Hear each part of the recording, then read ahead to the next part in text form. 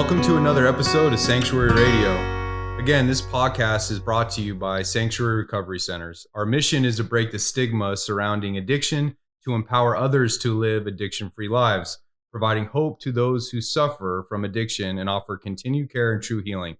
So here we are. I got my host Haley here, and we got the director of operations. Woo! Took time out of her busy schedule to be on here with us today. It's a pleasure. So I want to welcome Yolanda to the show. Thank you. Glad to be here. We're glad you're here. Yes, Thanks. we are. I know how busy you are.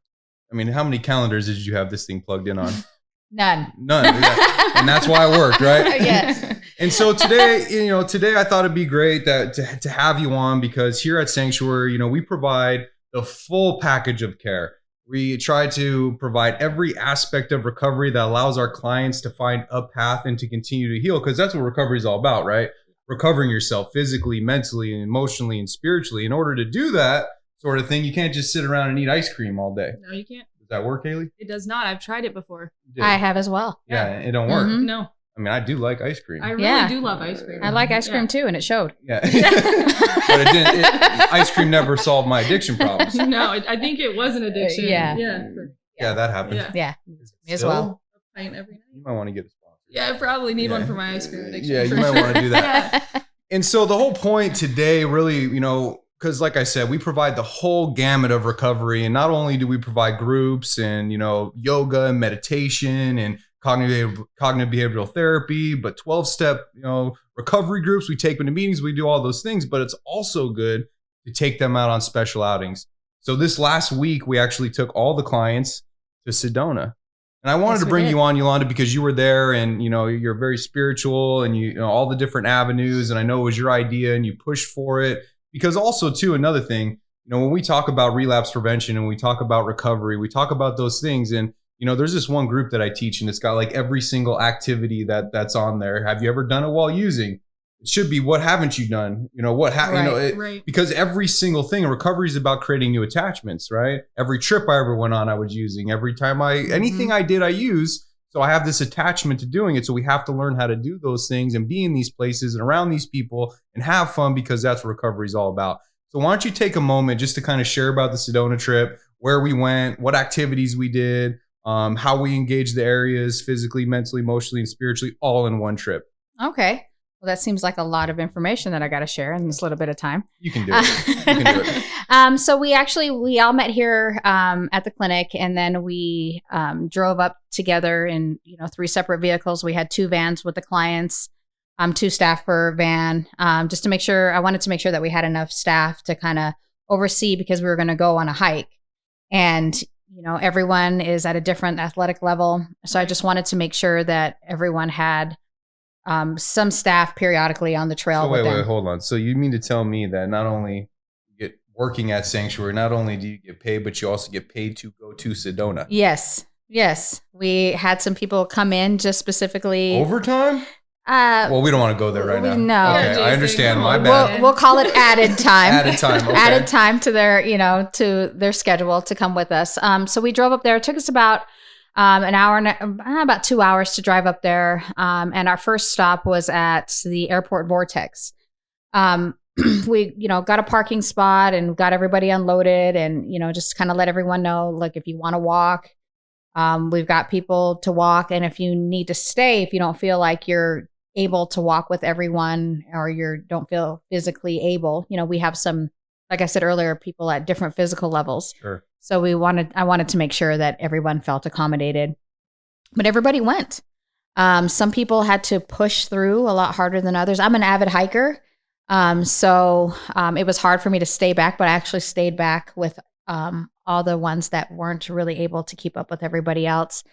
And I used it as an opportunity really to talk with them and really get to know them. Because for me, even though, being a director, I still have a lot of client contact. I talk to every single one of the clients every day. I try to make it a point to go to the residentials and just get to know everyone, because that's important to me. Sure. For them to know that we as the executive team are all in as well, and that we care about them. And that's important to me. And I know that's important to them. So, I hung back and talked to a lot of them. And my first question to every single person that I talked to was, have you ever been here? And I would say out of the 10 people that we took, 6 of them have never been there. Wow. Oh, really? Right. And then, we had one guy who had been there, but he'd never been there sober.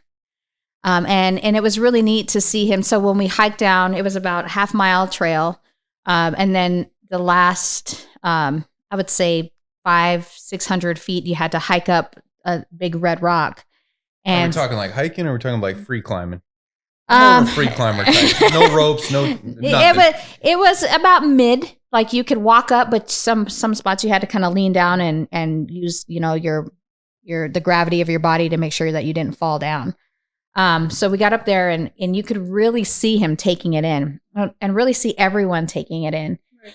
And they were just so grateful, like to be there and to be out of the clinic and to be out of the day-to-day. And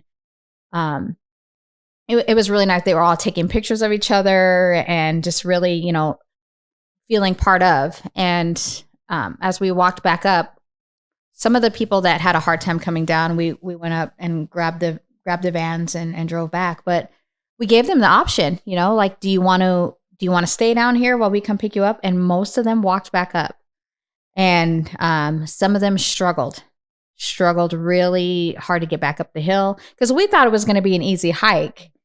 Don't worry about it. Grab a water bottle. Yeah, I was like, you don't need to pack a whole backpack. You go on hikes for days, right, with your family. Yeah. Let me ask you something, Haley. Have you ever been there? You look more like the Slide Rock type. Yeah. So my family, actually, my mom and my stepdad are camp hosts in Sedona every summer. So we go up there every summer, and Slide Rock. We take the kids fishing, and I don't do hikes very well. So did you not get invited? No, I did. While we're talking about it.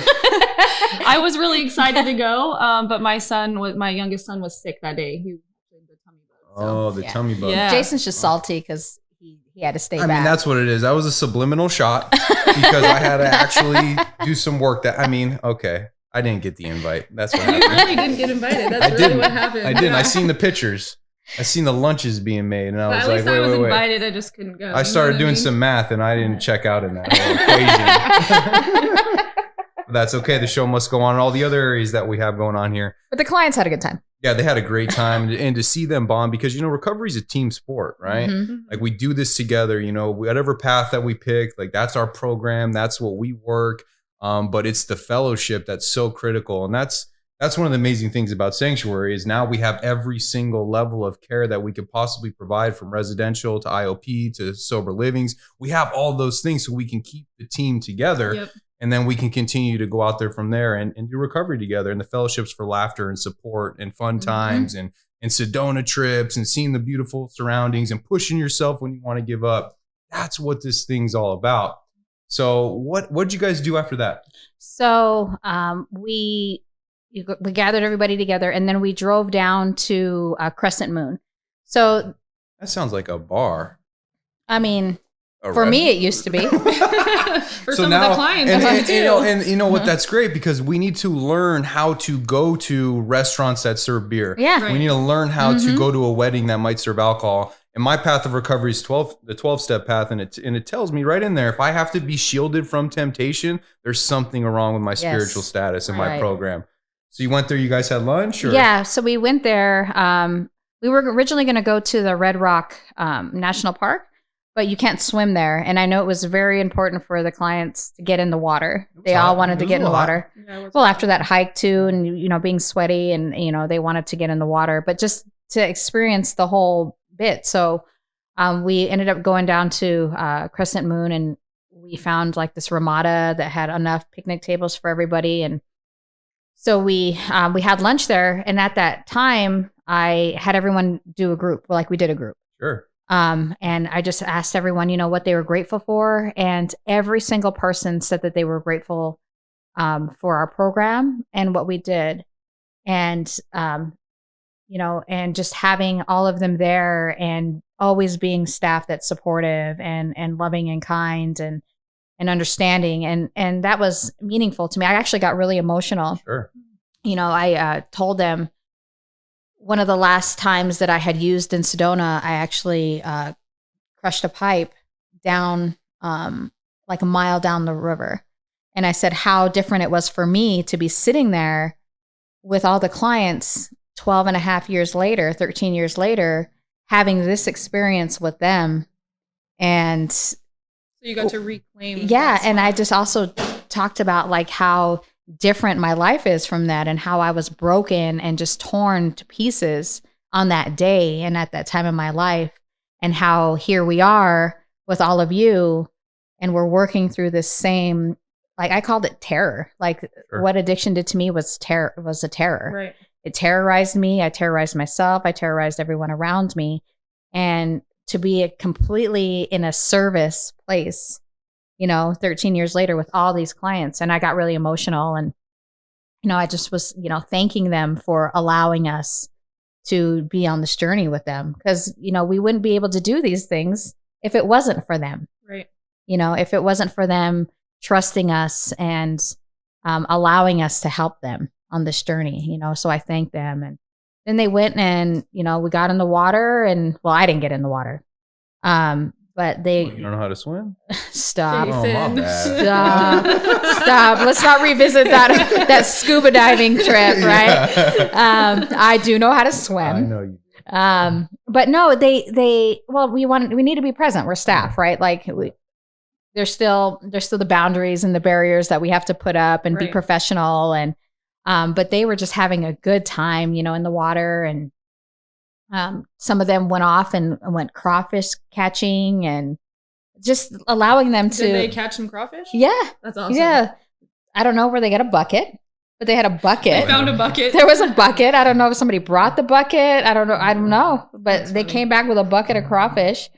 And one of the clients was like floating down. He's like, I can't get out. It was just fun. It was fun to see them like tap into that childlike, persona of themselves that maybe they wouldn't be able to show if they were just sitting in the normal day-to-day group. And I think that, we do teach them about preparation and having a plan. And I think that after our chef cooked them lunch, that they thought they might need that bucket on a trail. I mean, I don't know. I mean, who knows? Who knows? But what I really love what you said, Yolanda, to have that complete transformation from 13 years prior and to be there in the type of capacity, I mean, that's truly the miracle of recovery. And then they get to see those things, and it humanizes us when we speak on those and we share our emotions. But an attitude of gratitude will solve anything. Haley, give me 2 things you're grateful for. I'm grateful for my kids, and I'm grateful that I'm alive today. Nice. I'm grateful I'm not on fire right now. Well, maybe I am. maybe I am. I might put my sunglasses on. It's going to get real bright. It's going to get real bright up in here. Program action, Jason. And one thing that I could see, because I seen all the pictures and I was real salty, so I was really examining those pictures because I didn't get the invite.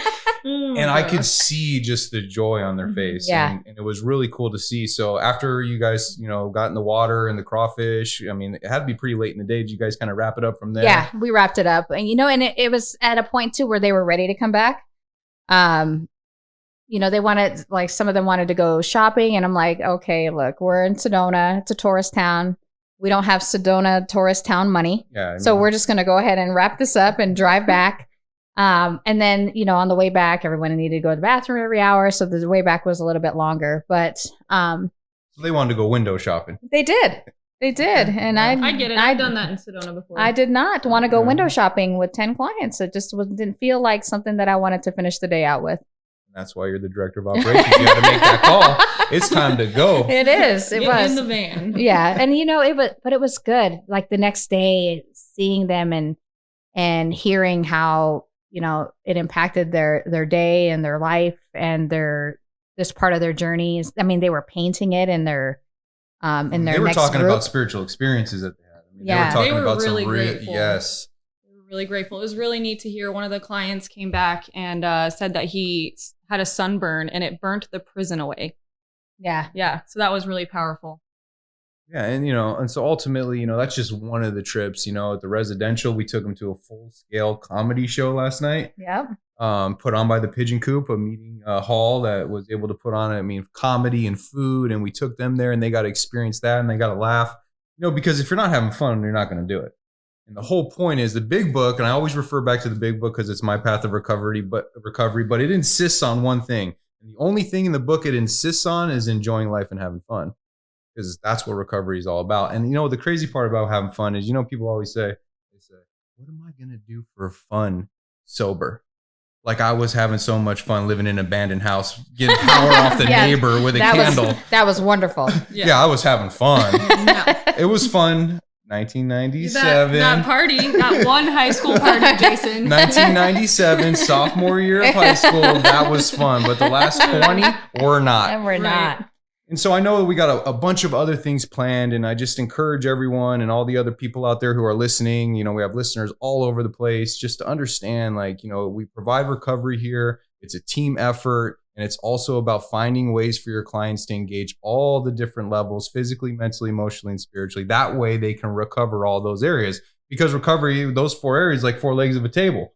I mean, if you got one missing, a little wobbly. I don't know. I'm not really mechanically inclined, but I think I could connect the dots on this one. It ain't going to be level and it ain't going to stand up. Right. So thank you for being on the show, Haley. I want you to just one last thing, just some words of wisdom. I want you to just say something that just blows their mind.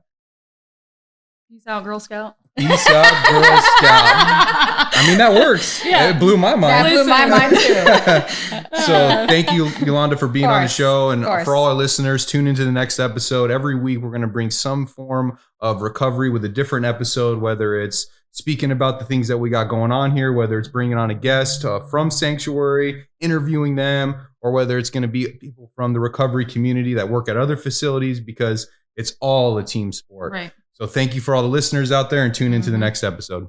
See you next time. Bye.